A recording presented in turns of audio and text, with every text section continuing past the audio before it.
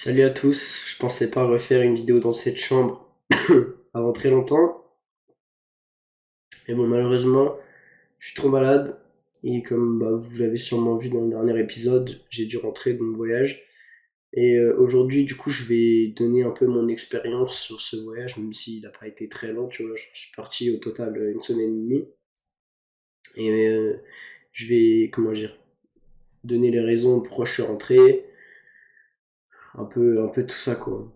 Une petite vidéo tranquille où je vais juste parler de ça, de tout ça en fait.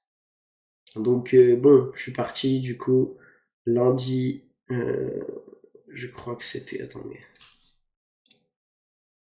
je suis parti lundi 30, tu vois, là on est jeudi 10, je suis rentré hier soir. Donc ouais, je suis parti au total une semaine et demie. Faut savoir que de base je pensais partir pour un mois et demi, 2 mois. Et en fait, le truc, c'est enfin, moi en tout cas, j'ai surestimé déjà l'Espagne en général.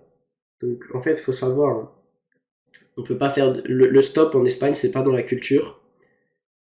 Tout simplement parce qu'en fait, littéralement, toutes les routes en Espagne, c'est de la putain d'autoroute, genre.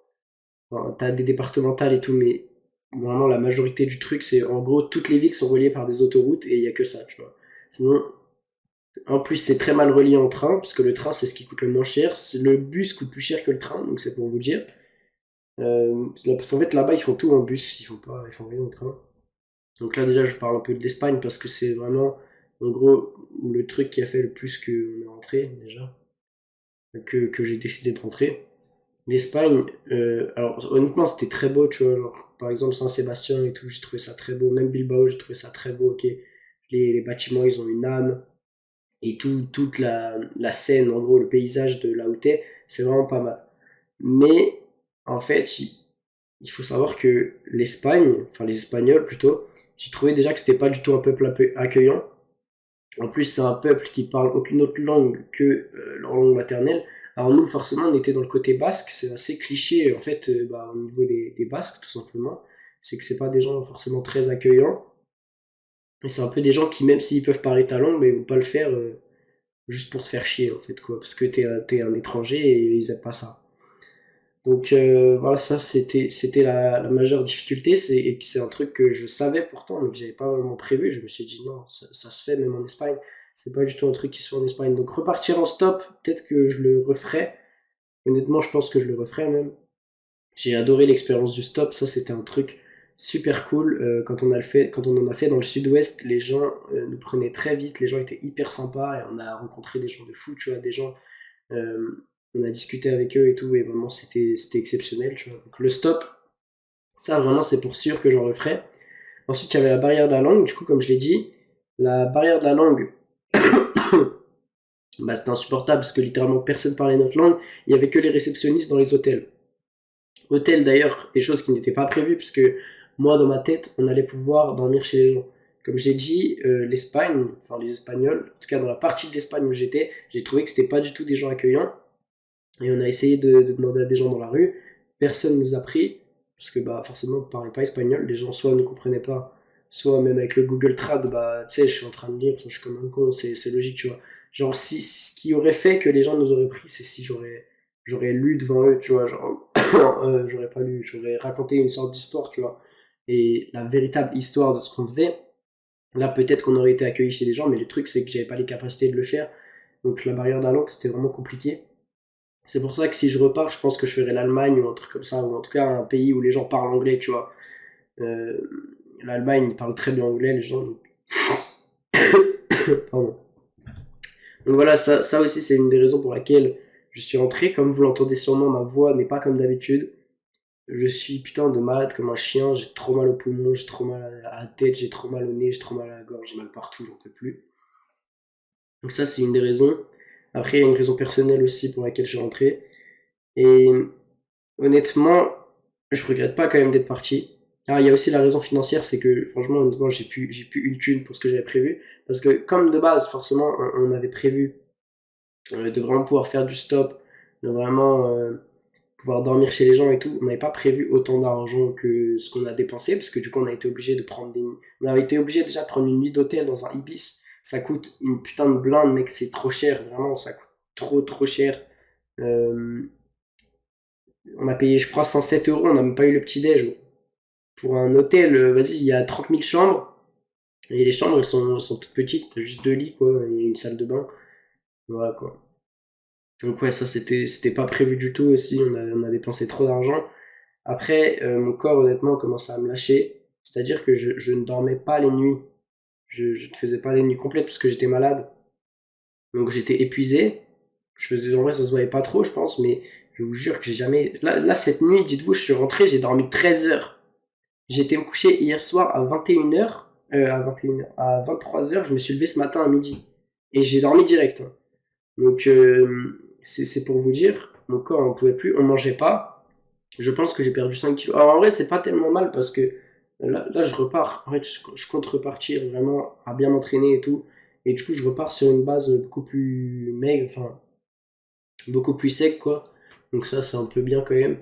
Enfin, après, en tout cas, je regrette pas du tout de l'avoir fait. Ça reste une très belle expérience malgré le fait que ça n'ait pas duré extrêmement longtemps. J'ai passé de très bons moments. En plus, j'ai vu l'océan, ça faisait 10 ans que j'avais pas vu. J'étais très content, tu vois. Et voilà, ça m'a permis de rencontrer des potes que j'avais en ligne, tu vois. Je les ai vus dans la vraie vie pour la première fois. Grosse dédicace d'ailleurs à Lucas qui m'a hébergé sur Bordeaux comme un goth et vraiment qui m'a fait découvrir Bordeaux et tout. Vraiment, c'était trop bien. Bordeaux, c'est aussi une ville que j'ai kiffé. Même si bah, finalement l'endroit où j'ai passé le plus de temps, tu vois. Et voilà, en fait, il y a beaucoup de galères, beaucoup de choses que j'avais pas prévues qui finalement nous sont tombées dessus. Le fait de prendre les bus en Espagne et tout, en plus ça coûte trop cher pour être serré comme de la merde. T'aimes pas, enfin, franchement, c'était pas fou, tu vois. Honnêtement, les gars, l'Espagne, si vous pensez y partir, moi je vous conseille vivement de prendre une voiture, d'avoir votre propre voiture. Honnêtement, je pense que ça vous revient beaucoup moins cher, si vous êtes plusieurs en tout cas, parce que nous, on a pris les tickets de bus et vraiment ça coûtait une blinde. Alors t'as des compagnies qui coûtent un peu moins cher que d'autres, mais le truc, c'est qu'ils font pas tout le temps les trajets et tout. Donc, si tu veux partir à une certaine heure, bah, tu es obligé de prendre la compagnie qui coûte le plus cher. Et en plus, comme je l'ai dit, vraiment, les gens ne parlent pas anglais. C'est très difficile de demander de se faire guider ou de demander des informations. Et en plus, les gens, t'as l'impression limite qu'ils veulent même pas t'aider. Quand tu parles en français, les gens te regardent comme un extraterrestre, comme un délinquant, tu vois. Enfin, ça, vraiment, j'ai pas du tout apprécié le regard que les Espagnols peuvent avoir sur vous. Et je peux comprendre, étant donné que la majorité des événements en ligne, on les dégomme à chaque fois. Il y a juste l'euro et tout cette année où ils se sont vengés, tu vois. Mais en vrai, bon, voilà, je peux comprendre que vous aimez pas les Français, mais de là à avoir aucune hospitalité à ce point, j'ai trouvé ça super triste, tu vois. J'ai, je sais que le Portugal, tu vois, ça aurait été beaucoup plus accueillant si on aurait été direct. Et en fait, de base, je me suis dit, vas-y, je vais rentrer en avion depuis Bilbao. Et je sais pas pourquoi le prix des billets d'avion est le plus cher à cette époque-là de l'année. Donc, bah écoute, je savais pas. Je savais pas du tout. Donc, bah ouais, du coup, je suis rentré en train toute la France. Et en plus, j'ai été débité 2 fois. C'est-à-dire, j'ai presque plus de sous. Enfin, de ce que j'avais prévu pour le voyage, tu vois. Et j'avais prévu aussi le budget pour rentrer. J'ai presque plus de sous. Je me dis, vas-y, tranquille, je vais prendre mon billet de train. Je suis un citoyen honnête. Je prends mon billet de train pour faire de Paris jusqu'à la gare vers chez moi. Euh, je paye 19 balles déjà, tu vois. Ça m'a rendu bien triste. Je paye 19 euros. Et ce matin, je regarde mon compte, je vois, j'ai été débité 2 fois. Et je vais voir du coup mon SNCF Connect, je vois j'ai 2 billets, alors que j'en ai payé qu'un seul, enfin bref. Et en plus je peux pas me faire rembourser, mais bon, c'est pas grave, ça fait partie des galères. Mais sinon, tu vois, voilà, ça reste quand même une belle expérience, j'ai découvert des villes, j'ai découvert Bayonne, Hendaye, mais tu vois, c'est des villes, je trouve que tu fais relativement le tour assez vite en fait. Je sais pas, j'ai pas trouvé que c'était comme Paris ou Bordeaux. Tu vois, Paris ou Bordeaux, pour moi, c'est des villes où, genre, pour découvrir, en vrai, je pense qu'il n'y a rien de mieux que tu prends pas Google Maps, juste tu te perds dedans, et que tu prends Google Maps qu'au moment où tu veux rentrer, tu vois. Sinon, juste tu prends des rues au hasard, tu tournes à gauche, tu tournes à droite, tu vas tout droit, tu vas en face, tu vois. Et je trouve que c'est le meilleur moyen pour découvrir des villes comme ça, parce que du coup, tu arrives dans les petites rues et tout ça, c'est cool. Mais tu vois, Bayonne, c'est petit, tu vois. Bayonne, franchement, j'ai pas trouvé ça grand. Ça se fait facilement à pied. Après, il y a quoi d'autre? Bah, Hendaye, chose pareille, tu fais rapidement le tour, globalement. Surtout que, en soi, j'ai pas trouvé la ville extrêmement belle, t'as juste la côte, bah, du coup, c'est très très beau, tu vois. Avec les bateaux, t'as quand même la scenerie, t'as les montagnes et tout derrière, voilà, c'est stylé. Mais globalement, la ville à l'intérieur, il y a rien à voir, tu vois. Genre, ça reste une ville, je pense, de résidents secondaires, puis de gens qui, vous savez, des retraités qui habitent là, etc. à l'année. En plus, déjà, rien qu'à Hendaye, t'es encore en France, les gens parlent déjà même plus français. Donc, je t'explique même pas la galère. Enfin voilà, ça c'était très compliqué. Après, ouais, c'est pareil, tu vois, genre Saint-Sébastien, ça se fait très vite. Il y a juste Bilbao où on n'a pas vraiment fait le tour, du coup, Bilbao c'est relativement grand quand même. C'est relativement étendu. Mais ouais, c'est un peu toutes les raisons qui font qu'on est rentré, c'est que déjà le stop en Espagne, c'est qu'on n'y pensait même pas, tu vois. Alors que, tu vois, on en a fait dans le sud-ouest et on était hyper confiants parce qu'on s'est dit putain, on avance de fou, les gens nous prennent de fou, tout allait bien et tout. Et vraiment, moi, dans ma tête, j'étais en mode, mais gros, si c'est aussi facile que ça tout le long, on va grailler 200, 300 km par jour, on va sûrement trouver des gens chez qui dormir. Parce que, en soi, tu vois, quand on a fait du stop, je pense que il y a des gens, on aurait demandé si on pouvait dormir chez eux et tout. Honnêtement, tu vois, ils nous auraient dit oui, genre, tous les jours, tu vois. Ils nous auraient tous les jours dit oui. Et je me suis dit, ça risque d'être vraiment simple, tu vois. Et au final, bah, mec, on s'est pris la big désillusion dans la gueule. Et ouais, j'avoue que c'était assez triste d'arriver en Espagne. Et le pire, c'est que tu vois, je check mon téléphone en Espagne parce que je le savais déjà, je voulais juste avoir la confirmation. Et le truc, c'est que déjà, c'est interdit là-bas. T'as pas le droit de faire du stop. Et en plus, encore, tu vois, tu pourrais contourner l'interdit, mais le truc, c'est que là-bas, tu vois vraiment jamais d'autostoppeur. Genre, en France, j'ai pas le souvenir d'en avoir vu beaucoup dans ma vie, mais je sais que je croise quand même relativement souvent, tu vois. Alors, tu croises des mecs qui font du stop, ça arrive bien même, tu vois. Et le truc, c'est que en Espagne, bah, ça n'existe pas, c'est pas le cas, tu vois. Et ça m'étonne pas au niveau de comment les gens t'accueillent là-bas. Et moi, tu vois, j'ai vraiment trouvé ça de même la manière dont les gens te parlent et tout, tu sens que ça les fait chier que tu sois français, vraiment. Et ouais. On a juste croisé du coup un mec dans l'hôtel Ibis le matin qui parlait français. Et je pense qu'il était français en fait. Ou alors, enfin, il était peut-être africain, mais vous savez, dans un pays qui parle français nativement, en gros. Je pense, parce qu'il parlait quand même relativement un bon français, mais je sais pas, il y avait un accent ou quoi. Mais il parlait bien français.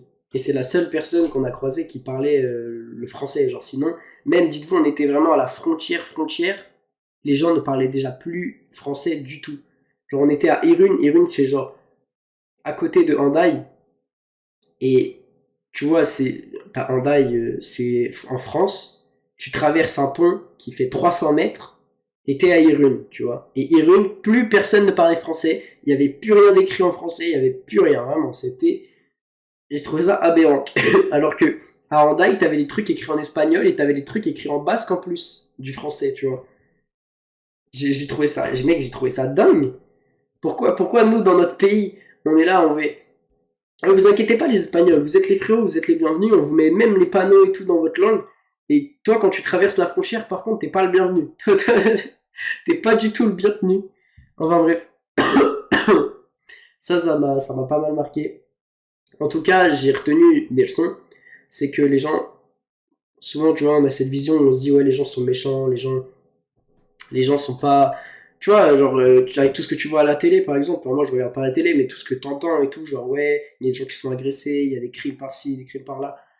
Moi, honnêtement, il m'est arrivé qu'un seul problème, et c'était hier quand j'étais à Paris. Il y a un SDF qui a voulu m'embrouiller un peu dans la gare, parce qu'il a trébuché sur mon sac. Et bon, il y a la sécurité qui est arrivée et tout, et c'est la seule galère qui m'est arrivée, sinon, enfin, moi, j'ai pas ressenti d'insécurité ou quoi, et pourtant, tu vois, genre, on s'est retrouvé à marcher la nuit dans des villes et tout, et bah, j'ai ressenti aucune insécurité à aucun moment. Et bah, je dois avouer que même en stop, tu vois, on a été pris que par des gens hyper sympas. Et du coup, si je peux vous donner des conseils pour le stop, honnêtement, soyez juste souriant et les gens vont me prendre. Genre, moi, tous les gens qui nous ont pris, ils nous ont dit, ouais, franchement, vous aviez le sourire, on vous a pris direct, tu vois. Donc, bon, si jamais un jour vous avez à faire du stop, bah, souriez. Et peut-être n'en faites pas tout seul, c'est quand même plus sûr d'avoir quelqu'un avec qui en faire. Mais en tout cas, j'ai rencontré que des gens sympas. Même hier, tu vois, sur Paris, j'ai parlé avec un mec hyper sympa pendant 1 heure. Un mec qui était dans la musique et tout. Et avec qui j'ai eu une discussion très intéressante, tu vois. Et juste, bah. En fait, quand tu vas vers les gens, généralement, tu vois que les gens sont comme toi, qui sont très sympas. Et aussi, un truc que j'ai réalisé, c'est pardon, c'est que tout le monde a vraiment une vie, tout le monde a une existence. Et c'est que ça, c'est un truc que j'avais pas vraiment. Je pense que c'était lié un peu au manque d'empathie que j'avais, mais c'est en fait, tu réalises que tous les gens qui t'entourent, ils sont un peu comme toi, genre ils ont une existence, ils ont un travail, des enfants, des amis, des grands-parents, enfin, tu vois, ils ont tous une existence bien ficelée, ils ont tous des gens qui les entourent et tout. Et en fait, bah, tu te rends compte que ça sert à rien d'être méchant parce que finalement tous les gens sont gentils si t'es bon avec. Et généralement, peu importe c'est qui la personne, si c'est toi qui va vers elle et de manière polie, de manière respectueuse, bienveillante, etc.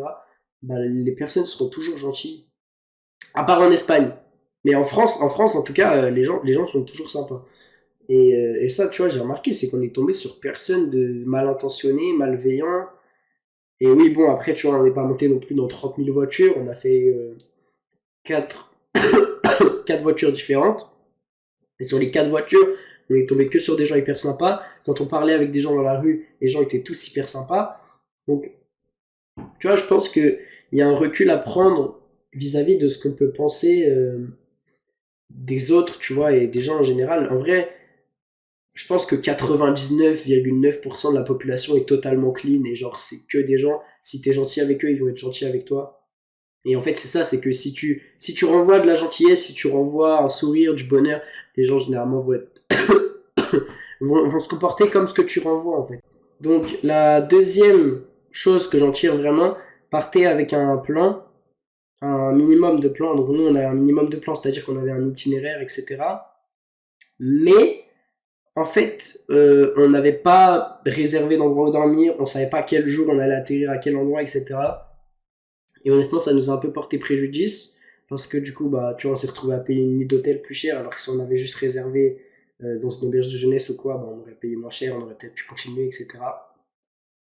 Euh, partez avec beaucoup d'argent, je dirais même trop d'argent en fait, et c'est aussi une raison pour laquelle je suis revenu. Mais partez avec limite trop d'argent, il vaut mieux en avoir trop que pas assez, tu vois. Euh, tu te dis, je peux partir avec 500, 600 euros, la vérité c'est qu'avec 500, 600 euros, tu fais rien du tout. Et bon, j'ai trouvé ça bien triste, tu vois. Après, tu vois, tu peux toujours y aller au culot et tout, mais moi, je vous conseille de limiter les barrières de langue, en fait, quand vous essayez d'y aller au culot.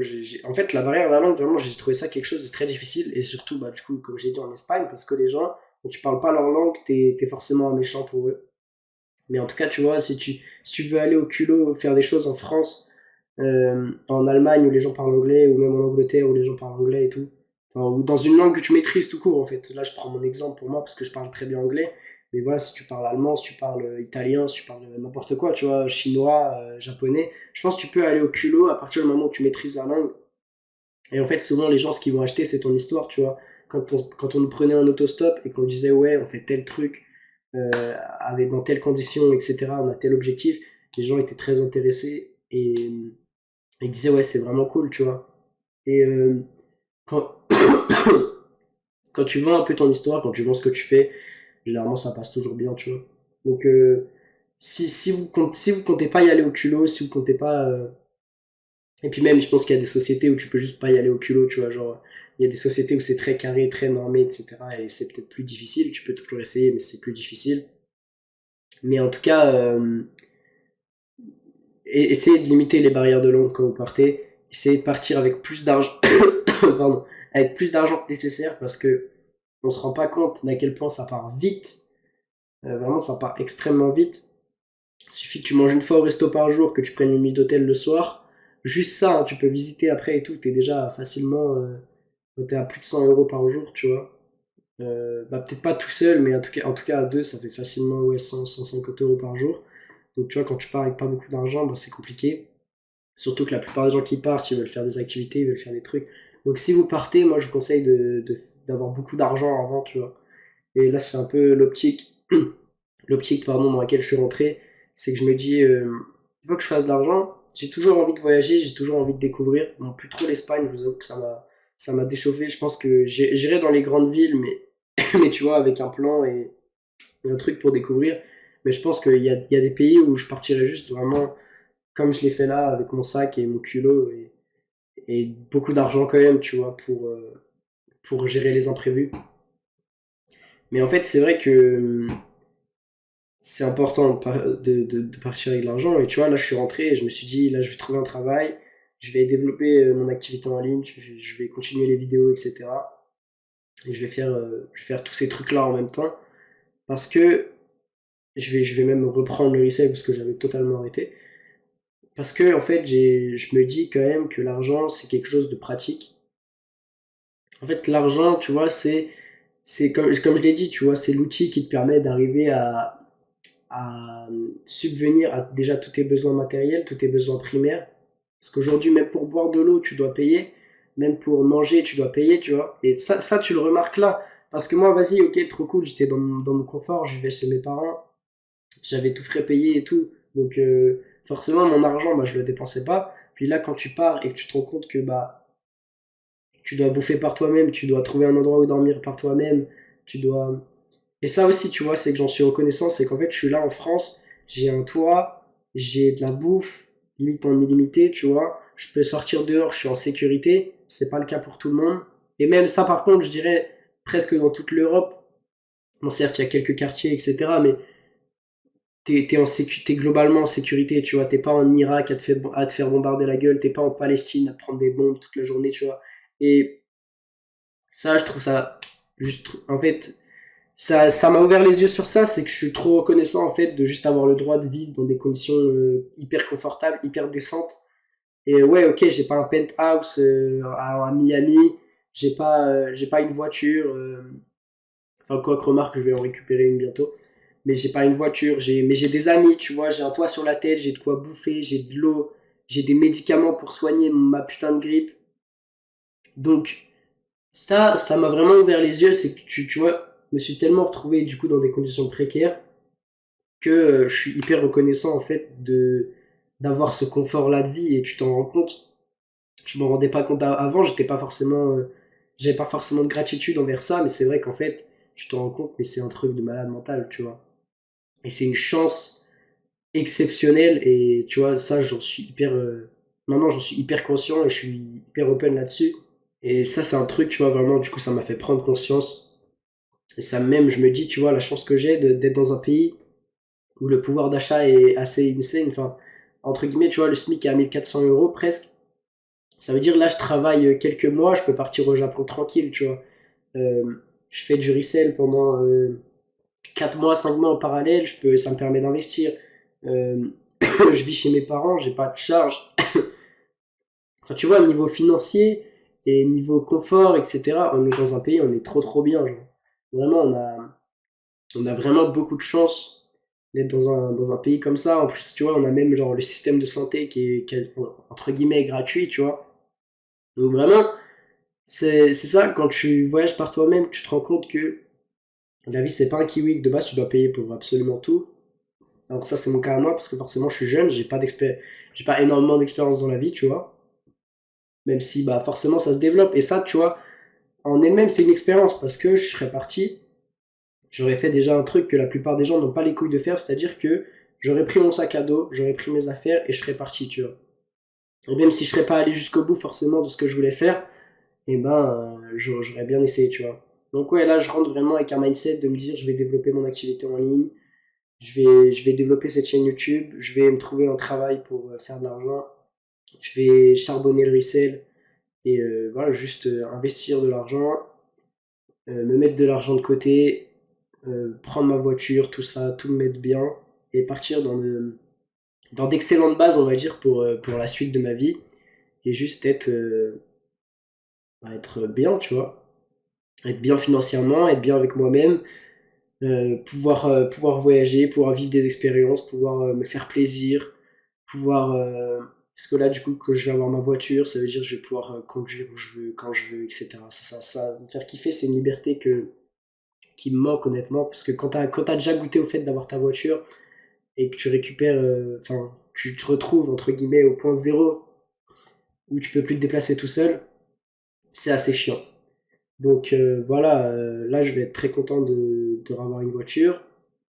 Et tu vois, j'en suis très reconnaissant. Il y a des gens dans des pays, ils se déplacent à pied, ils font 10-15 km tous les jours pour aller au travail, et honnêtement, enfin, ou même pour aller à l'école, tu vois. Ça, c'est une chance que, frérot, nous en France, ou même dans tous les pays développés, entre guillemets, on a des bus qui viennent nous chercher. Si t'as pas de parents pour t'emmener, il y a le bus, et tu peux prendre un taxi, tu vois, tu peux faire plein de trucs. Il y a des pays, gros, ils peuvent pas se le permettre. Donc soyez reconnaissants de là où vous êtes, en fait, soyez contents et voilà, soyez pas, comment dire, soyez ouverts aux autres aussi. Ça, c'est les leçons que j'en retiens, tu vois, c'est d'être satisfait de là où je suis, satisfait de ce que j'ai, me contenter vraiment de la situation dans laquelle je suis. Alors, je dis pas que je me contente et que vraiment je me retrouve en mode, ouais, bah, je suis très bien, je vais pas chercher à faire mieux, tu vois, parce que, bah, je pense qu'au bout d'un moment, je tomberai juste en dépression. Mais, tu vois, tu te contentes quand même, genre, c'est-à-dire que tu vises toujours plus haut, mais t'es en mode putain, j'ai quand même vachement de chance d'être là, j'ai quand même vachement de chance d'être dans cette situation-là. Et voilà, tu vois, ça me permet de relativiser vraiment les choses sur ça. Ensuite, ouais, comme j'ai dit à deuxième, n'ayez pas peur d'aller vers les gens. Ça, c'est un truc, ce voyage, ça m'a beaucoup ouvert les yeux sur ça. Quand tu vas vers les gens sont très rarement méchants. Après, voilà, fondamentalement, il y aura toujours des connards, hein, c'est comme ça. Vous tomberez sûrement sur des vieux aigris ou même des jeunes aigris, tu vois. Bon, moi, j'ai remarqué quand même souvent que c'était plus des vieux. Et honnêtement, je sais pas pourquoi. Mec, t'es à la retraite. En plus, tu vois, on était bord de mer. Donc, logiquement, tu vois, on est avec des gens. S'ils ont une petite retraite, je pense que c'est une grosse retraite pour la plupart des gens, hein. Et voilà, tu vois, c'était des gens qui sont sûrement bien financièrement, qui habitent au bord de mer, qui ont sûrement un lifestyle plutôt tranquille, qui finissent leur jour paisiblement dans, entre guillemets, des beaux endroits. Et t'arrives quand même à être aigri, mec, je suis désolé, je sais pas. Relaxe-toi un peu, tranquille, va prendre un verre au bord de la mer, tout ça, mets-toi bien. Et voilà, tu t'en croiseras toujours des gens comme ça, honnêtement, juste tu les ignores, tu te prends pas la tête. Et voilà, c'est très bien, c'est très très bien comme ça, mais 95-98% des gens, ils sont très gentils. Voilà, quand vous discutez avec eux, vous vous en rendez compte. Et même si peut-être ils ont une tête d'aigri comme ça, hein. Dites-vous qu'il y a des gens, ils sourient pas, même moi je souris pas beaucoup, tu vois, je m'en suis rendu compte aussi. Mais c'est pas parce que les gens ils sourient pas que forcément vous pouvez pas leur donner le sourire après. Voilà. Bon, moi c'est à peu près tout ce que j'ai à dire pour cette vidéo. J'espère que vous serez pas trop déçus quand même. Moi personnellement je suis mitigé, je suis dans un mélange de content d'être rentré et un mélange de déçu, tu vois. Parce que j'aurais bien aimé quand même aller plus loin. Mais voilà. En tout cas, merci à tous ceux qui regarderont jusqu'à la fin. Moi je vous dis à la prochaine vidéo. Ce sera du coup demain parce que bah, je suis rentré. Juste essayer de me soigner un peu avant de la tournée. Et bah voilà, je vous dis à demain. Abonnez-vous, mettez un like comme d'habitude. Et à demain.